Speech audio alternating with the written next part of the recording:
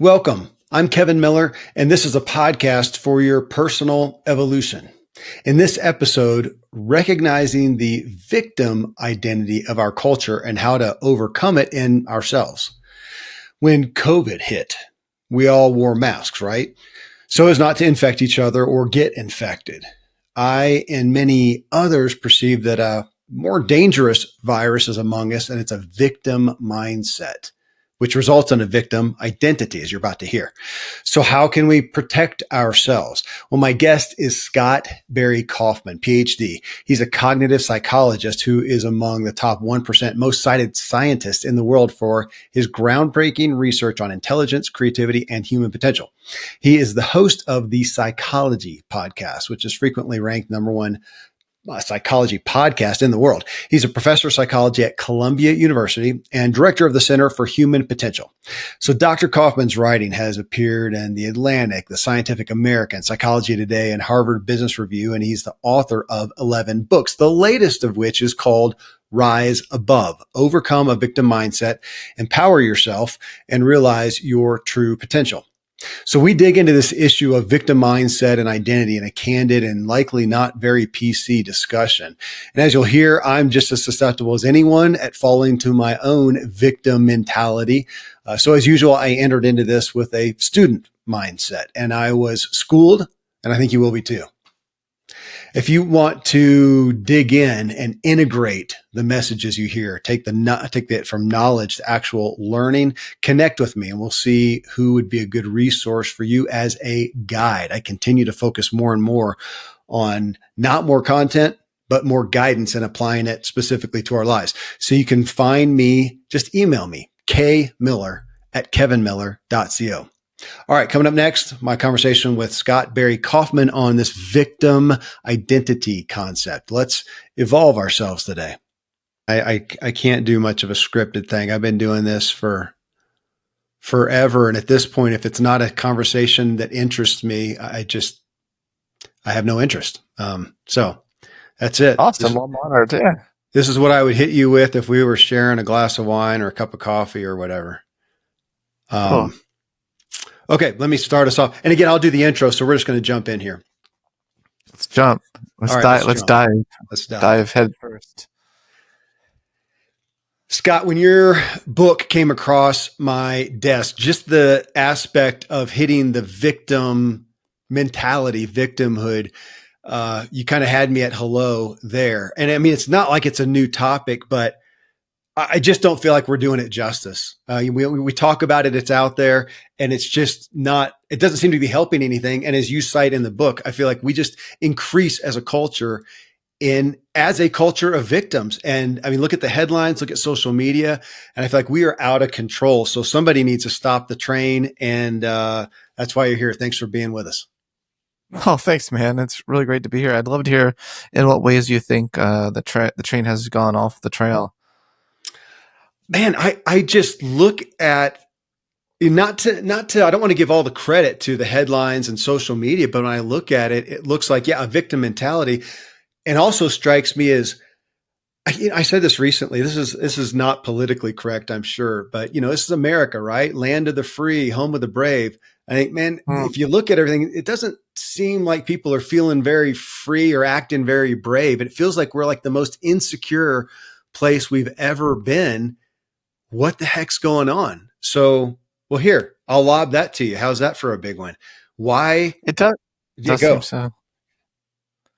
Oh, it definitely does seem like we're insecure. We're so insecure that we focus on attacking whatever imagined outgroup we have in our heads, as opposed to focusing on what's great within us, or even what's good about our own group. I don't think anyone even likes their own group right now. Okay, let's go in on that. I mean, that word right there, you just said we seem to be attacking the other side. I would say absolutely. And if I'm attacking something, the only reason I would ever attack anyone is if I feel threatened. Why are we so threatened? We're threatened by the unknown. We're threatened. I mean, there's a lot of reasons why we're threatened. There's a lot of people on the left who feel threatened by the right, who feel threatened by Trump's policies. There are a lot of people on the right. I don't know if they feel threatened by the left, but they just hate the left. But I mean, it's an interesting time. I mean, we're very polarized, and we're not really focusing on our own empowerment. It's a shame. I mean, I think that as I wrote this book, I wrote the main central thesis of this book is when we focus on our victim identity, we really ignore the greater potential that we have, and certainly that is writ large as well with groups. Okay, so you said victim identity. I typed Yeah, in, as I do a lot, just to, I feel like you type in the search engine now, you get the AI thing, and I figure it's a good compilation of the cultural pulse, I hope. So so we're talking about victim mindset. So what is the opposite of a victim mindset? I don't know that I like what it came back with. So I'm going to read it off to you and you tell me what you think. It says the opposite of a victim mindset, often called a victim mentality, is a survival mindset or a victor mindset, which emphasizes taking responsibility, believing in oneself, and actively seeking solutions. These mindsets encourage proactive behavior and a sense of agency rather than focusing on external forces or feeling powerless. they need to Thoughts read on my book. They need to read my book. Yeah, Um, yeah, I don't like the phrase victor mindset. I don't either. Victor sounds like you're making a conquest of some sort. What it means to empower yourself is just that you're playing yes and with your life. You're recognizing that terrible things have happened to you, and you recognize what you've done to overcome them. And you believe in your higher potential. You believe you got this. You believe that despite what has come your way, there's hope for you. To me, that's all empowerment is. It's what I call honest love. It's validating and empowering at the same time, not ignoring one or the other. Okay, I do like agency, like the aspect of personal I agency. like agency too. I like Yeah, agency too. the feeling that I can have influence. But okay, one of the things that you say though that is one of my feels like one of the most helpful things is here we are talking about victimhood, victim mindset, and on the other side is well, I don't know. Let's give it a term. What do you want to call it on the other side of the spectrum? Empowerment mindset. Empowerment mindset. Okay. As you started, I think you started off the book with in saying we're not one or the other. We're not, Scott has an empowerment mindset. Kevin is stuck over here in victim mindset. What you said in essence is we're on a spectrum. We're all there.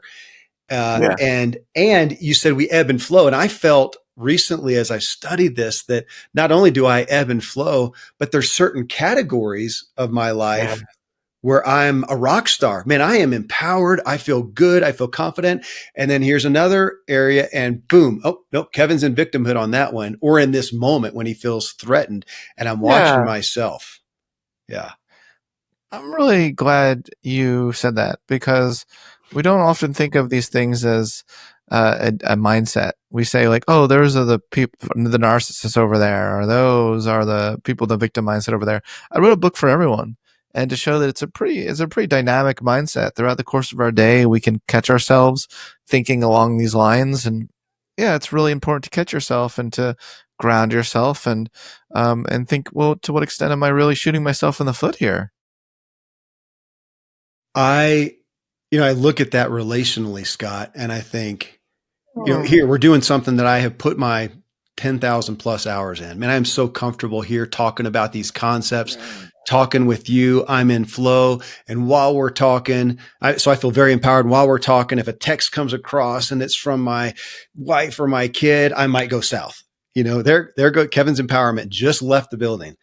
And I want to watch that. And it's kind of humbling ultimately, which is probably helpful. Yeah. Yeah, I mean, you sound like a person who has a lot of humbleness in you. Well, it's humbling to just have appreciation for life.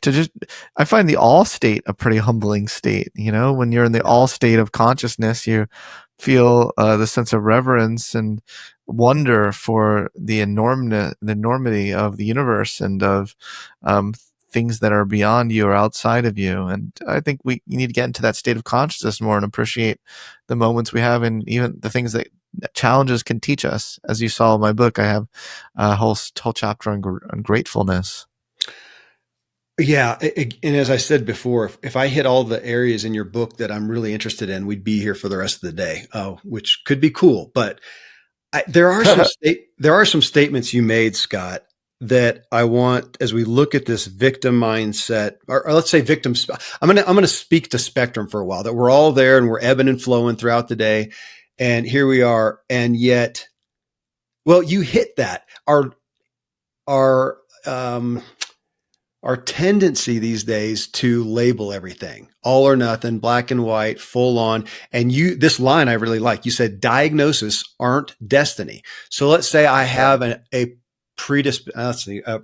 propensity for some narcissistic aspects or for some insecurity or whatever it is. That's something that I'm struggling with maybe, but it's not a definitive diagnosis. It's not a clinical thing, and it's not my destiny. It's not all of me. Fair enough? Oh yeah, and that's a big point I'm trying to make here. Is we don't we contain multitudes, and we should not be limiting ourselves to the worst thing that has happened to us. So and also even a label is not all it's not all we are, but it's not all we always are. Both things are true. If I say Kevin Miller is a highly sensitive person, doesn't mean you're going to be highly sensitive 24/7. That sounds exhausting. Well, according to Andre Solo, who runs the highly sensitive refuge, I think it's his organization. I am pretty sensitive, but it's not everywhere. Again, there's some areas where apparently I'm not. You strike me as a sensitive guy. Okay, thank you. I'll accept that and embrace that. Okay, in this light, though, Scott, you also said that, my paraphrasing a little bit, you said in the past we may have kind of denied some of our issues and some of our challenges. And I would say I feel like that culturally and even with myself. But you said today we may have overcorrected and we seem to have embraced that life is a challenge, everything's challenged. And this statement I'm really interested in. You said it's almost as if we've stopped believing in our potential for growth and development. Tell me more. Whew.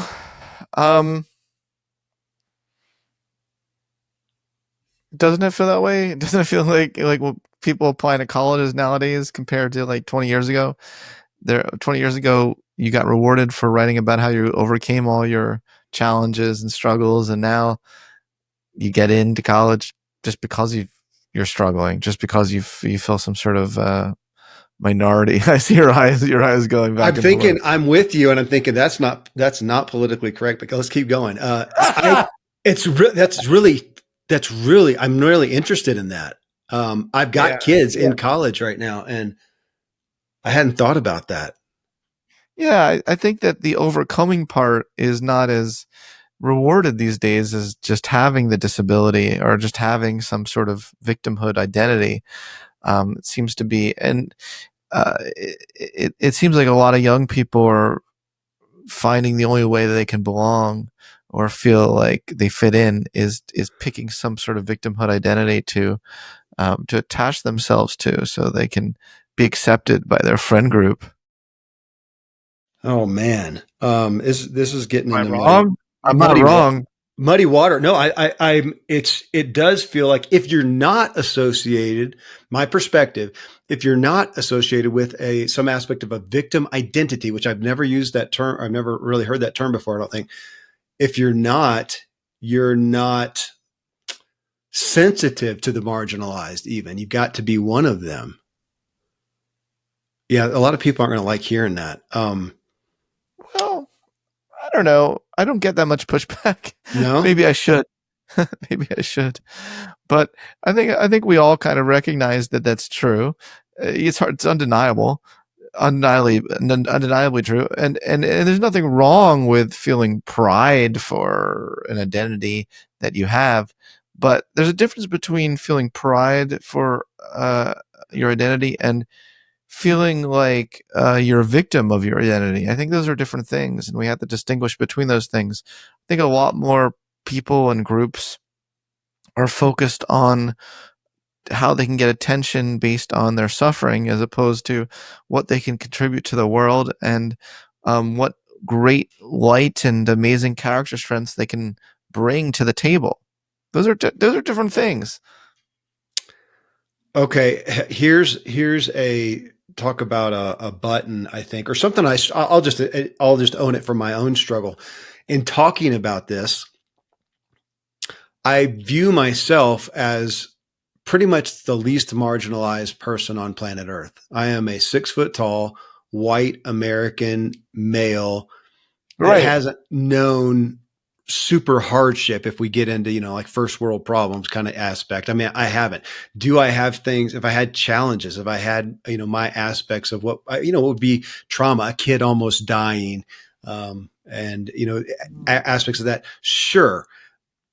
But I do struggle sometimes, Scott, talk about being sensitive, talking about this, realizing, okay, I don't know what it feels like to be marginalized. If anything, I walk around and I almost struggle with my privilege. I have dramatic privilege, but I don't see value. Go ahead. What? Yeah. What do you mean what do you mean you struggle with it? Like you feel guilty for being white? What do you mean? I don't want to go that far, but I am aware of it. I'm aware of when I can walk into somebody and I'm just automatically trusted. And I've had people on the show that have, different ethnicities and whatnot, and they cite, they do not get that. And I go, okay, well, that is, I feel like to some degree. So I want to be aware of that. And I sure have a hard time though, trying to make concessions for having a victim mindset. I just don't see hope in it. Oh, wait, tell me more. You don't see hope in people overcoming a victim mindset? Is that what you're saying? No, in having one. In making concessions to have a victim mindset. Gosh, I understand I don't understand, but I see that you've gone through this and you've had this. I mean, we've had people on the shows, with the worst of stories. Oh, yeah. And I have a lot of stories in my book about terrible things, but empowerment is not ignoring or downplaying their real felt experiences. That's not the point of my book.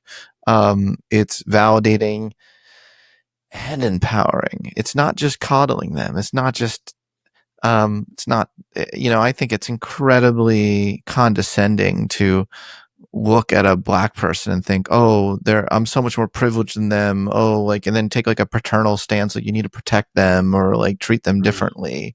I'm not woke, Kevin. Maybe you're disappointed you got me on your podcast now, but I'm not woke. I believe, and I'm also not anti-woke, but I'm all about, no matter who you are or where you've come from, treating all people with dignity, respect, and the opportunity and possibility for future growth. Where you got to meet people where they're at, but I don't look at minorities and think, oh, they're less capable, than others.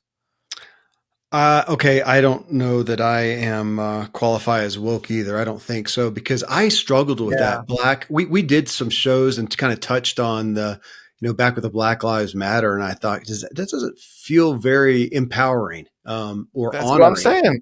respectful even. Yeah, I don't know that I would want to hear that. And of course, they got backlash. There was obviously some backlash on that, but.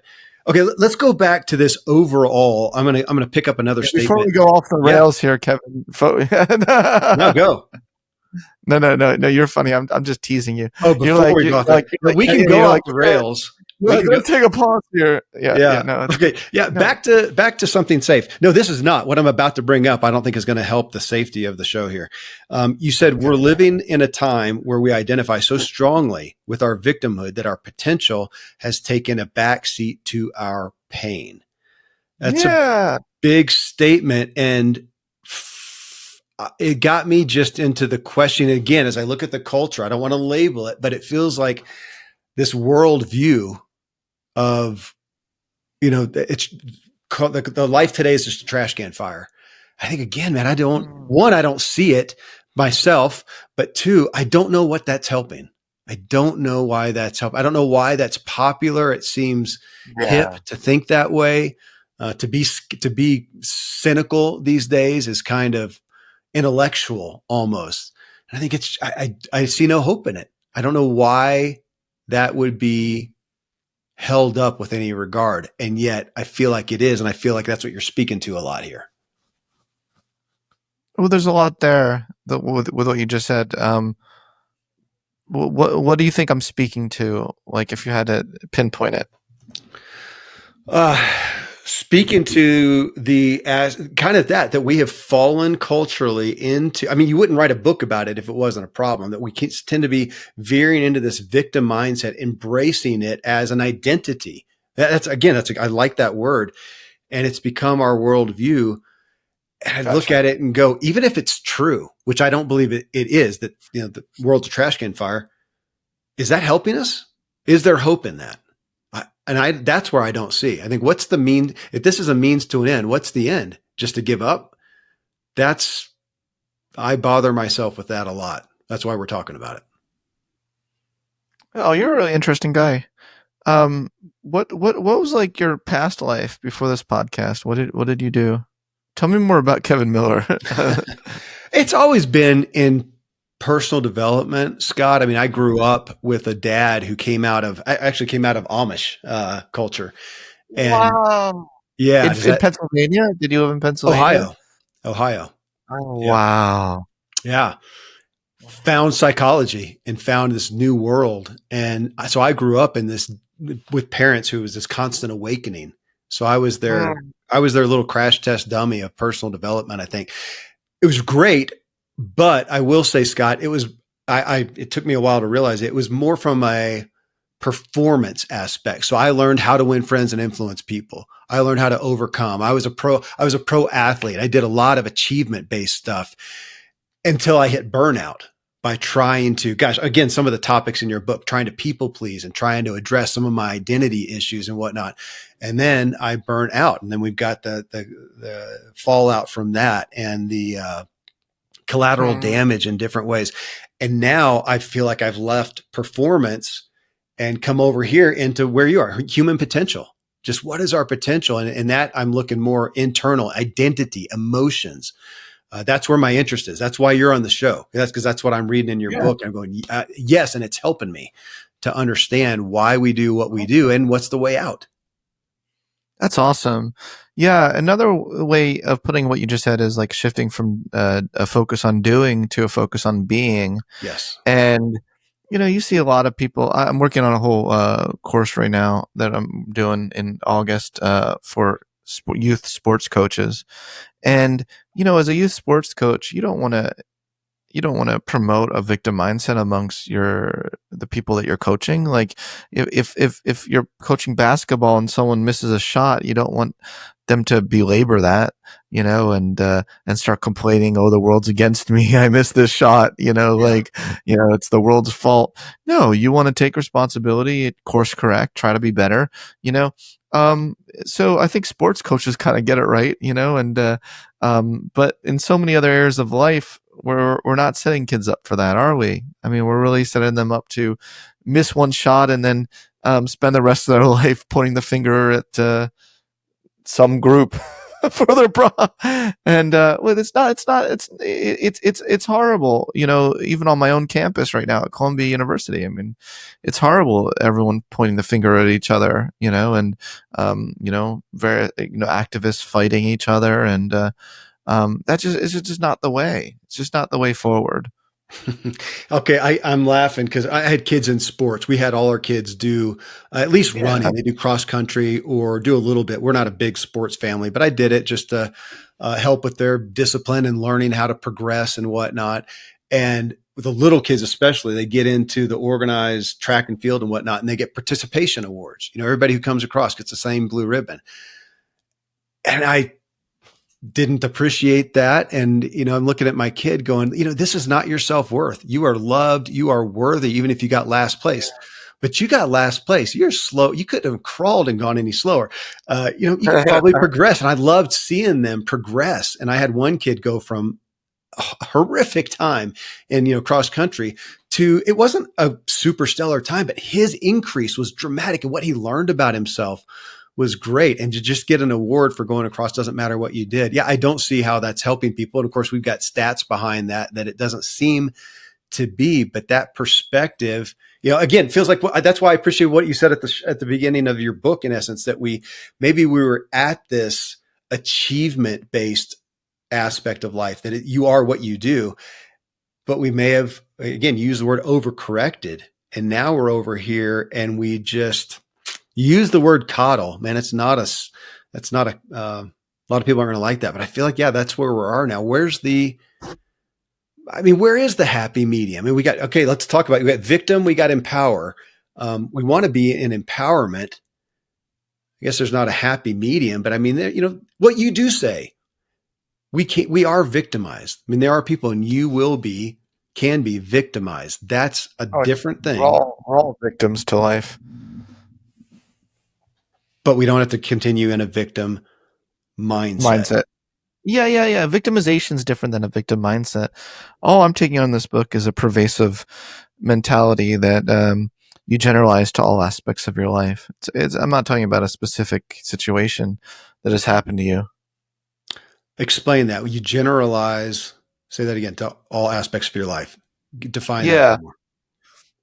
It's a generalized mindset where you just walk around your daily life from, waiting in line at Starbucks.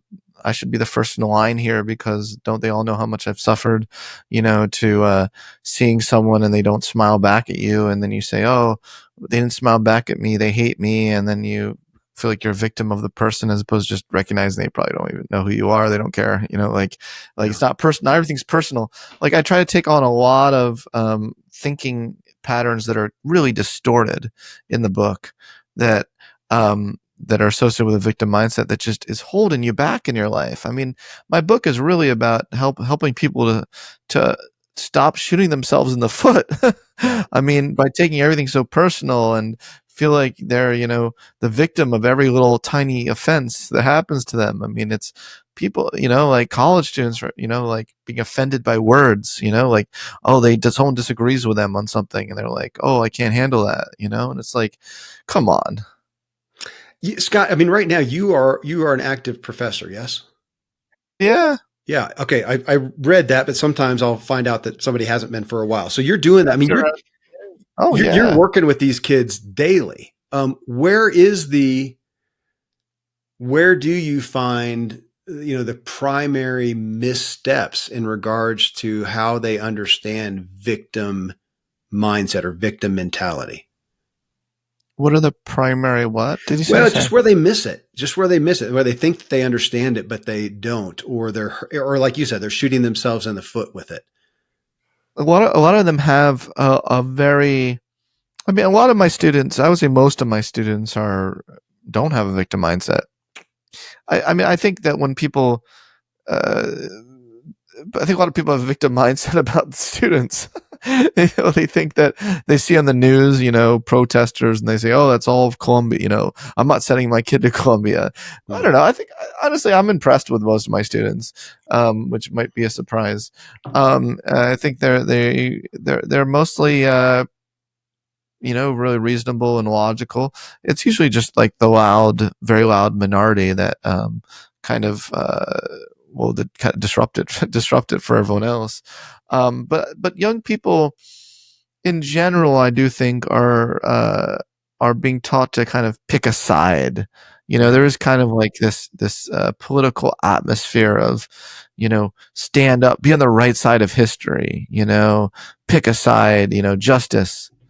And things are often a lot more complicated than that. Often you have multiple victims in a situation, and it's not always so cut and dry that you always have the victim and the perpetrator in every situation. We also can, take some responsibility for the way we're showing up and the way we're attempting to either connect with another human or distance ourselves from another human. People need to take responsibility for how they show up as well in this world, I think. I sound very Jordan Peterson right now. Hey, I mean, I agree. When you look at it, I feel like, there's victims, as I see it, on both sides. How can there not be, to some degree? And to have compassion, if nothing else, and understanding of that should tone down our side taking. I agree. I do want to hit, Scott, some of the aspects of Sure. victimhood in essence that you pull out in the book, because you pull out some specifics. You start off with being a victim to your past, and I intrigued myself with your perspective on learned helplessness. Explain that for everybody. That's a whole research program that Martin Seligman initiated in the 70s, where they shocked rats. And after a certain number of shocks, they opened up the cage that they're in, and where the rat could be free to leave at any time. And after a certain number of shocks, the rat would not leave. Or dogs. They actually did this on dogs. The dogs would not leave the cage, even though they were free to do so. So there's this idea that we learn helplessness after repeated exposure to failure. We forget that there might be any hope anymore. However, humans are different than dogs. I don't know if you've noticed that, but humans, in some places, yeah, that's true. Some humans are more like dogs than other humans. No, I'm joking. Calm down, everyone. Calm down. Fair. Don't cancel me. I brought it up. But what'd you say? I brought it up and keep going. Yeah. Kevin Miller. Yeah. Kevin Miller. But with humans, what's interesting about the research that Seligman found is that in humans, our default state actually is helplessness. It's not the thing that we learn as humans. It's there's something very primal about resorting to this sense of helplessness when we have gotten repeated exposure to failure. What we have to learn is hope. So I talk in the book about the importance of learned hopefulness. My friend Dan Tomasulo wrote a whole book called on learned hopefulness and strategies. I wrote the foreword to that book. It's really good. But I just think that we should not give up. And ultimately, my book is a book about hope. We shouldn't, no matter how many times we've been proverbially shocked like the dogs were, there'll become a time when the shocking stops and we regain a sense of agency. And the question is, what do you do? What do you do with that agency? And I want people to walk out of the cage. Yeah. I remember another test. I think it was rats. Put them in a bucket full of water. They'd swim around for a minute and then just drown. And yet if you gave them a reprieve for a minute, then they would swim for hours. And man, what a depiction. Let me ask you another aspect of this. And you talked about in the book, you told the story of a lady and she saw something nasty in the shed and to some degree developed, fear of everything, not even coming out of her room. And you ask, what assumption, and then later on in the story, she couldn't even remember, exactly where it was, at the shed or was it the barn or wherever the story.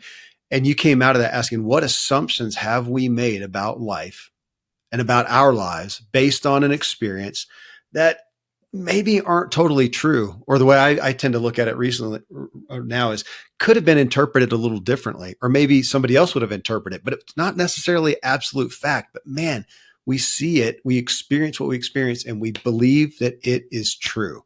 I think that enamors me about more than anything, because I've done it as well. And to look back and go, it wasn't truth or fact. It was just how I experienced it in my immaturity and my fear maybe.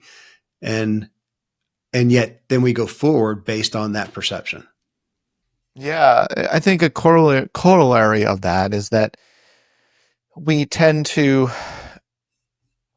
build things up in our head so much as things to fear. And the more we avoid them, the more we start to fear them. I mean, that example, that parable you talked about, that I opened up chapter 1 with, is really about someone who's spent their whole life thinking about this one thing and avoiding all of life because of this one memory. Yeah. And I just hope that's a lesson to people, that the more you avoid life, the more you fear life. Tell me about, you have in there, you talk about trauma, Does that make sense, Kevin Miller? Yeah, totally. Yeah, completely. And on that, I'm going to continue that thought to look at questioning the traumas in our life somewhat, not negating them, not minimizing them, but questioning them. And I appreciate you bringing up the concept of, it's one thing to recover from trauma. It's another thing to actually grow as a result of that. Yeah.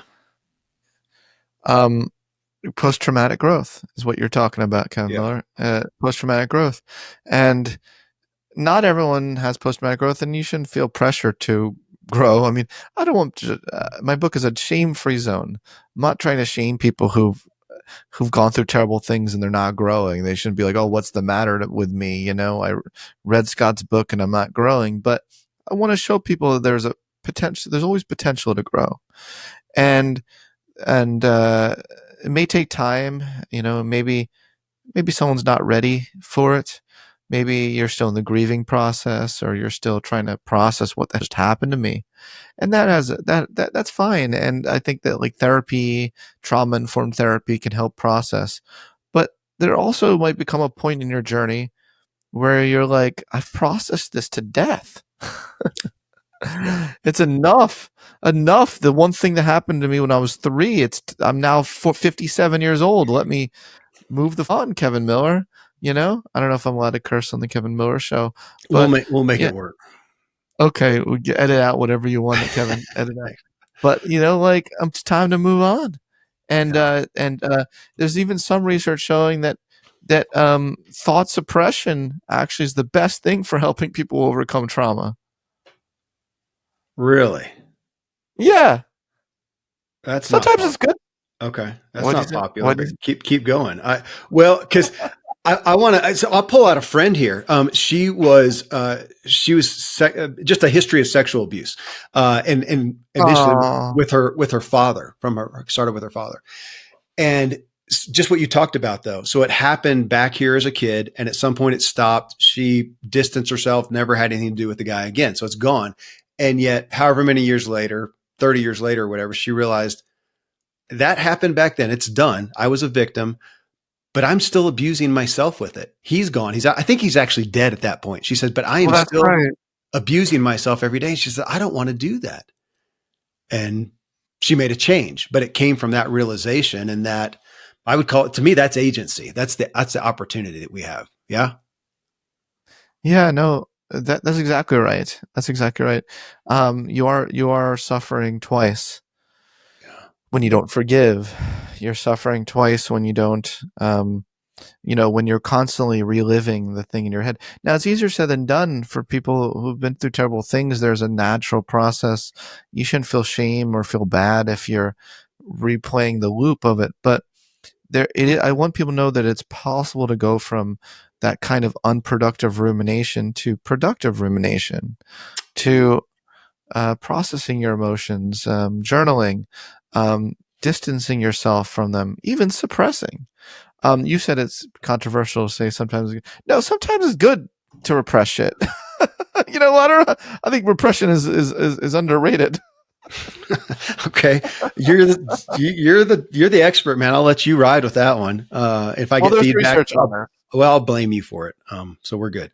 Blame me, and then I'll blame the science. Okay, like there are studies that show that to be the case. Yeah. Okay, fair enough. A question then on, you just talked about processing your emotions. Here's a legit issue that I'm pondering, grappling with, that we often have. So an event happens. Here's something that happens. It's maybe you almost have a car wreck or whatever. I was trying to think of something that would be more open to interpretation, but we have a lot of our emotions it's a physiological response. We didn't choose it in the moment. We didn't decide upon it. We got a chemical response. But I think I'm going to put a but in there. I feel like that response I still have ownership of, because I might in the same instance have a response. If you and I, Scott, if we watch a video of a mountain bike wreck, somebody wrecks on that. Some people watch that stuff for fun. When I see it, it's a visceral. I mean, I do not want to see it because I know exactly what that feels like to smack the pavement, really bad. I mean, I can feel it. I lived it.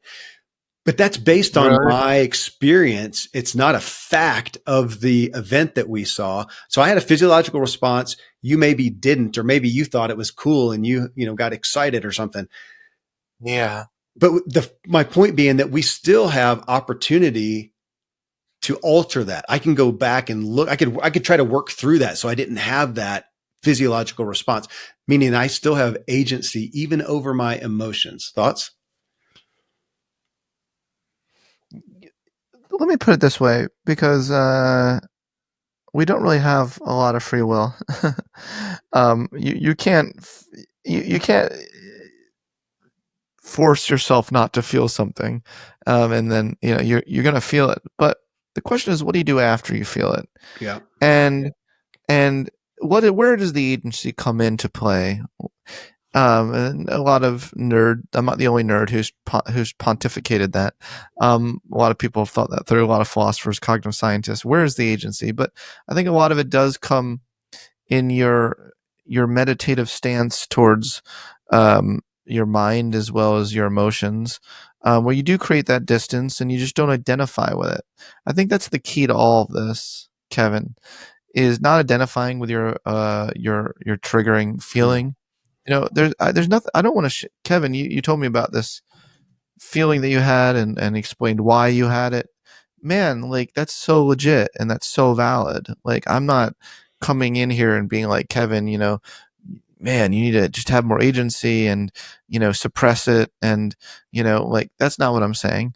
My thing is, my question is, well, not a question, but my advice is there's a lot of tools you can learn so that it just doesn't affect you as much, where it doesn't become all that you are, where you don't identify with it like as though you are the emotion, and then your self-esteem takes a hit, because Kevin is so much more than that. Kevin is brimming with creativity, the ability to ask great questions, great conversationalist, um, intellect.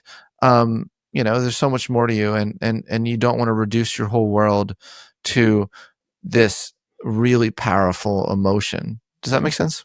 It does. So let me ask you then about agency. Where is our agency in it?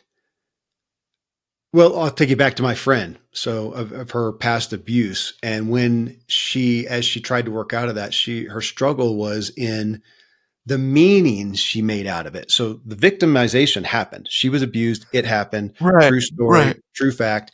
But then the meaning she attached to it, that's what hurt her for 30 years. And it was, Yeah. I'm worthless. I'm Right. dirty. I'm broken. That meaning, of course, we would look at that if that was our kid or something, go, that is not true. You were a victim. It doesn't mean anything about you. It means something about the jerk who did it. We have some broken person. That's where the meaning, there's no meaning to go forward with. And that's where I have been playing with the agency. Is that where the agent, we're victimized, but the Yeah. agency is, what meaning do I make of it going forward? Does that Yeah. track? Yeah. And yeah, but it's also consistent with what I was just saying, in that all those labels and thoughts, I am worthless, I am, you know, dirty, all those things are things she's identifying with. And the meditative practices and the kind of techniques and tools I talk about in my book will help her create a distance from those thoughts. So she starts to even see them as silly, Yeah. and as not true. She really challenges them. There's a part of her that garners the strength to challenge such thoughts even when they arise automatically. That's what I'm saying. That's what I'm saying, Kevin. The agency comes when we can confront ourselves with bravery and compassion. Okay. Tell me, Scott, about, I had not seen this before either. Part of or it's actually chapter 3. You said, talked about cognitive distortions, and the term or the concept you have in there is interpersonal victimization. And you go through 4 areas: incessant need for recognition, number 1; number 2, moral elitism; number 3, lack of empathy; and number 4, Yeah. frequent rumination about victimization. So I'm looking at that, and Yeah. I don't want to be that. And yet I'm looking at it and going, Yeah, it seemed like a spectrum. I think I ebb and flow. I think I have, and I still do. I ebb and flow into those. And this is like the tattoo you want to go, okay, Kevin, you doing this? How's it? Are you looking for recognition? That one right there is probably one of my big red flags about my own self-esteem, as you talk about in the book, and go, something happened. I'm feeling X. I'm feeling this emotion.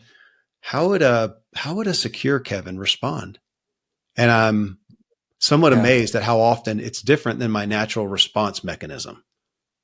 Fair? Yeah, I love that. Yeah, well, it sounds like you have a lot of tools in your toolkit already. Well, you're giving me more tools. That's why you're here. Really? Am I really helping you? All of this. I mean, we don't. Wow. I don't. Gosh, the research, the different terminologies. I mean, to help understand it, and it helps me look in the mirror, which I think is the most beneficial thing I can do these days. It's wonderful. Do you have like remnants from? Are you still Amish? Oh no. Okay. No, that was they came out of it. So my parents weren't, but their parents were, or my dad's were at least. Yeah. I see. Yeah. Okay, I didn't know if you were raised as such. Yeah. No, I am not Amish. Doing this via, electronic computers, that'd be a son of a gun. we'd be on cans with a string. Yeah. Indeed, and also me cussing is not. That wouldn't be. Yeah, I would have had to shut you down on that one. You'd shut down the interview. Yeah, we're going to repress that real quick. This is what I feel though that I missed, even in personal development, self-improvement. I've had one of the top self-improvement podcasts for so long, but it was performance-based. It wasn't potential-based, and it wasn't, and I performed my way into some burnout, into some bitterness. And now over here, now it's looking in the mirror and getting real and I use the word a lot lately, sober. I want to be emotional. I want to be, alcoholically sober. I want to be emotionally sober. I want to be intellectually sober with my identity. How can I look in the mirror and be sober with my identity? And I'm thinking security to insecurity, and watching that is enthralling to me. And so, yeah, you're helping me see it. That's awesome. Thank you. You're a purpose coach, right? I question that term some, which you made me question more. You made me. I questioned it more through reading your stuff on purpose, because I'm questioning, is that the ultimate goal of life, which is so hard? I mean, you talk about that so much. You talk about the idea of contribution. I mean, that's where we always talked about. That's where we feel the most purpose. Maybe so, but is purpose the primary point, which you're asking us to ask that question? Is that fair? Yeah. Well, I don't know. I don't know if I'm asking that specific question. I think that purpose matters a lot. Well, meaning matters a lot. Maybe meaning is not the same exact thing as purpose. Okay. But having a real grounding in your own values, and knowing what port you're sailing to, from a sailboat metaphor, I do think is very, very important for your well-being and to live a life well lived. I mean, so I do come from a staunch religious background, and that is the focus. It's your contribution. It's serving others. It's pouring out no matter what. It's giving selflessly and sacrificially. I got a lot of problems with some of those concepts these days that are just because they're still just external focus. So that's what I did until I burnt myself out as Superman, as the Superman husband, father, savior of the world. Totally ignored myself. And I see there's so many holes in it, to me, so many problems in it that I feel like, you're calling us to, as you talked about, our contribution and pleasing others. Oh my gosh. I mean, that's the point that I understood from my religion. My point is to please others. And then that became, well, as you said, that's what I identified with. Well, that's right. That's a pretty staunch container. And you'll lose your sense of self if you do that. Yeah, unfortunately. Yeah, you'll really lose the parts of you that are most alive and unique and creative, because you just kind of you'll feel like you're just being used by the world.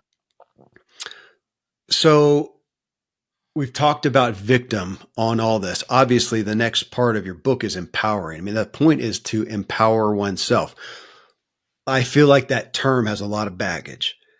Help us, give us your healthy definition of empowerment so that it's not discounted with unhealthy definitions of empowerment. It's an interesting question because I've never really thought through, well, what's an unhealthy form of empowerment? I just think of empowerment as empowerment. I've never thought of the distinction between unhealthy and healthy. A healthy empowerment is totally playing yes and with life. Like I was saying earlier, it's taking whatever life is giving you and yes anding it and being like, okay, it happened. I have deep reservoirs of resiliency within me to handle this, or I can learn from this, or I have some agency in this situation to still act despite this happening to me. I can develop strengths because of my adversity. My reactions are within my control. I don't want to be reduced to the worst part of me. I'd like to be seen as my strengths as well as what's happened to me. So yeah, that's real empowerment. I think as you talk there, I'm thinking, do you feel like we have, if we look at victim on one side, empowerment on the other, that we have a culture who, like, I guess you kind of said this, that it feels like the motive has gone towards being a victim than being empowered. Like, why is being empowered? Why is that not cool anymore? That is that just where you come to and saying that you think we've overcorrected? Is that? I think we overcorrected. Yeah, I do. Things have become so political and politicized, and the idea of it's tough. There seems to be this tug of war fight between equity and excellence, and I don't really see them as at odds with each other. I want to yes and that, equity. Let's give everyone opportunities for excellence, but the left politically is like equity, equity, equity, and the right is like, okay, let's greatness, greatness, greatness. Man, we gotta integrate these things. Tell me a little bit more about that struggle. I haven't heard it in that way, of equity versus excellence. Where are we stuck with that? We're stuck by viewing them as polar ends, opposites. Okay. As sources of political fighting, as contentious. Yeah, I mean, but we need a society that integrates both. That's what a self-actualizing society is. It's one that allows all people to realize their highest potential and show people a way forward toward the Holy Land of their soul. We're not really showing people the Holy Land of their soul these days. Give me a vision Kevin's of like, that. I've not heard the Holy Land of the Soul. I like it. It's a good term. It could have been the title of the book, man. Enter the Holy Land of the Soul. That's memorable. I just made up the term this on the spot. Holy Land of the Soul. Okay. But that's what I'm talking about. That's what in my book Transcend as well, which came out in 2020. That's really what the book's about is, we live in a very spiritually impoverished world where people are not looking outside themselves. They're very egoistic in terms of, feeling threatened. Their ego is threatened. So you have to fight. You always have to be on attack, and the soul doesn't grow under such conditions. Yeah. The Holy Land of the Soul. Maybe that'll be the title of this show, Scott. Man, that's cool, man. I appreciate really cool. So many aspects of here. I've got some different parts, different chapters you have that I want to break down and discuss with some people because I haven't seen it addressed so well. So I'm just a fan. Thank you. Thanks for the work you put into it, for the work you're doing. And I am Kevin. grateful to have received it for myself, and what an honor to share it with those that I can, starting with those closest to me. So, man, yeah, thank you. Thanks for putting the time and bringing it out, and for being here with me. Oh, it's my real pleasure, and congrats on what amazing accomplishment you've done with your own show. I mean, Thank you. $70 million, and you beat me. Well, I've been doing it a while, and thank goodness I'm curious about this. I get to have folks like you on, and I feel like it's just my journey, and grateful that other people get value out of it. So, Scott, man, thank you. We'll keep your humbleness. It's very charming. Thank you. Yeah. Thanks for joining us in this conversation. That again is Scott Barry Kaufman, psychology professor at Columbia University. His podcast, which you can find right now wherever you're listening to this, is the Psychology Podcast. And his new book that I used as my muse for the conversation here is called Rise Above: Overcome a Victim Mindset, Empower Yourself, and Realize Your True Potential. And again, if you want to look at integrating these concepts into your life with a guide, connect with me at kevinmiller.co. Here's to the evolving you.